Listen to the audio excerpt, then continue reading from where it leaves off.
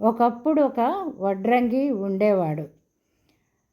అతను చాలా సంవత్సరాల నుండి పనిచేసి అలిసిపోయి ఇంటికి వెళ్ళి తన వాళ్ళతో కలిసి ఆనందంగా ఉండాలి, ఆఖరి రోజులు ఆనందంగా గడపాలి అనుకున్నాడు.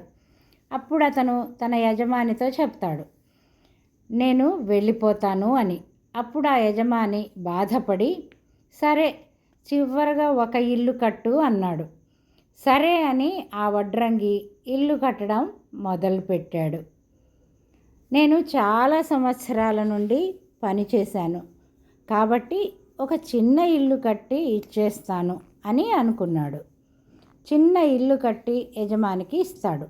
అప్పుడు ఆ యజమాని, నేను ఈ ఇల్లు నీకోసమే కట్టమన్నాను, ఇది నీకే, ఇది నా వైపు నుంచి నీకు ఇచ్చే బహుమతి అంటాడు. అప్పుడు ఆ వడ్రంగి బాధపడిపోయి, ఆయన నా కోసమే ఈ ఇల్లు అనుకుంటే ఇంకా గొప్పగా కట్టుకునేవాడిని, నా చేతులతో నేనే ఇలా ఈ చిన్న ఇల్లు కట్టుకున్నాను అని బాధపడతాడు. మనం కూడా ఇంతే, మన తలరాత మన చేతుల్లోనే ఉంటుంది. అలాగే భగవంతుడు కూడా మన జీవితాన్ని అందంగా చేసుకునే శక్తి మనకే ఇస్తాడు. కానీ మనమే దానిని పాడు చేసుకుని బాధపడుతూ ఉంటాము.